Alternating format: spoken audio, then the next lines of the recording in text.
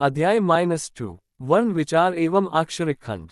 भाषा की वह छोटी से छोटी इकाई जिसके टुकड़े नहीं किए जा सकते हो, वर्ण कहलाते हैं। जैसे एक शब्द है पीला। पीला शब्द के यदि टुकड़े किए जाएं तो वे होंगे पी प्लस ला। अब यदि पी और ला के भी टुकड़े किए जाएं तो होंगे पर ई तथा ला। अब यदि पर ई ल आ के भी हम टुकड़े करना चाहें तो ये संभव नहीं है। अतः ये ध्वनियां वर्ण कहलाती हैं। ये ध्वनियां दो ही प्रकार की होती हैं, स्वर तथा व्यंजन। वर्षों के मेल से शब्द बनते हैं, शब्दों के मेल से वाक्य तथा वाक्यों के मेल से भाषा बनती है। अतः वर्ण ही भाषा का मूल आधार है। हिंदी में वर्षों की संख्या 44 है। मुंह से उच्चारित होने वाली ध्वनियों और लिखे जाने वाले इन लिपि चिन्हों वर्षों को दो भागों में बांटा जाता है। 1. स्वर। 2. व्यंजन। स्वर जो वर्ण बिना किसी दूसरे वर्ण स्वर की सहायता के बोले जा सकते हैं वे स्वर कहलाते हैं। ये 11 हैं। आ, ई, उ, री, ए, ओ। ये सभी ध्वनियों ऐसी हैं जिनका उच्चारण बिना दूसरी ध्वनि के ही किया जाता है। आ, ई, उ मूल स्वर हैं।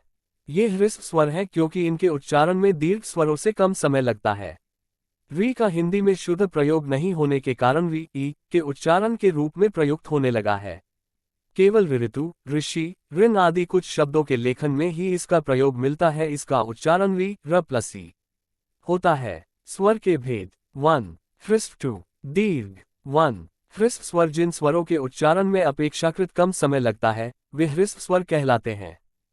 ये 3 हैं आ, ई, उ, री। 2. दीर्घ स्वर जिन स्वरों के उच्चारण में मूल स्वरों से दुगुना समय लगता है वे दीर्घ स्वर कहलाते। अंग्रेजी के और स्वर का भी प्रयोग हिंदी में होने लगा है, जैसे डॉक्टर, कॉलेज है। ये 7 हैं आ, ई, उ, ए, ओ। व्यंजन। जो वर्ण स्वरों की सहायता से बोले जाते हैं वे व्यंजन कहलाते हैं। मूल रूप से व्यंजन स्वर रहित होते हैं। व्यंजन के उच्चारण में फेफड़ों से निकलने वाली सांस मुख के किसी अवयव उच्चारण स्थान से बाधित होती है।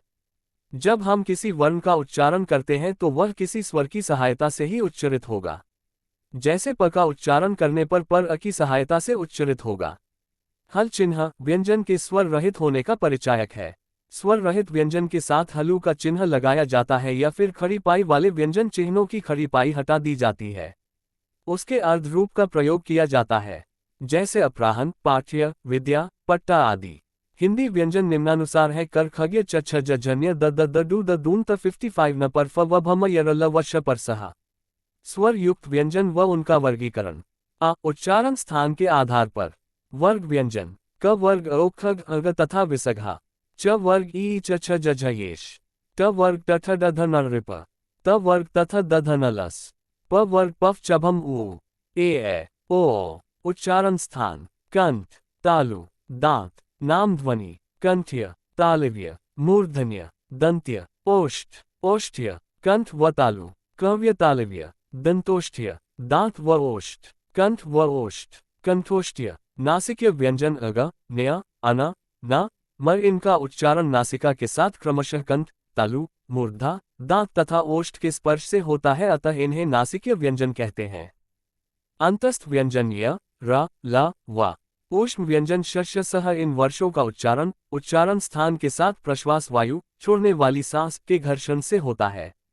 हमारी जीभ श का उच्चारण करते समय तालु से, प का उच्चारण करते समय मूर्धा से तथा स का उच्चारण करते समय दांतों से घर्षण करती है। संयुक्ताक्षर क्ष, त्र, ज तथा ब्र संयुक्त व्यंजन है। इनका विस्तार अथवा अक्षरिक खंड निम्न प्रकार है। कृ प्लस अश प्लस ए इक्वल्स क्ष, त प्लस र प्लस ए इक्वल्स त्र, ज प्लस त्र प्लस ए इक्वल्स ज्ञ, श प्लस र प्लस ए इक्वल्स श्र। हिंदी में ज्ञ का उच्चारण ज्ञ होता है, इसलिए इसका विस्तार ज्ञ अज्ञ की तरह भी अब होने लगा है।